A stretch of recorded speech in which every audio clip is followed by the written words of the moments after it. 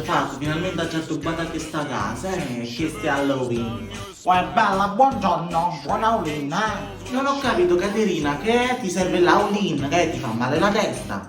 No, scema, quale Halloween, Alvin, lì, come lo chiami tu? Ah, Halloween, dillo bene, ignorante! Ah, sì, sono un po' indecisa, però non so se vestirmi da vampiro, bello pure il fantasma, oppure lo scimpanzé, sai, no? Ah, già capito. Comunque, io pensavo che per te è inutile che ti vesti, tanto fai già paura così. Oi! Né scorze mandarine, né bucce di banana, né donna senza festa! Ma come ti permetti? Mo te spawn! Brutto come cess, sick come morte, è arrivato Halloween, a festa chi è morta. Tu ti vesti in tutti i modi ma sei brutta lo stesso, quello che ti si addice di più è la tavoletta del cesso. Ti vesti da vampiro, senti a me, ma non è cosa, il vampiro succhia il sangue, tu succhi un'altra cosa, poi ti vesti da fantasma, ma è troppo banale, se ti vesti da scimpanzé è perché ti piacciono le banane.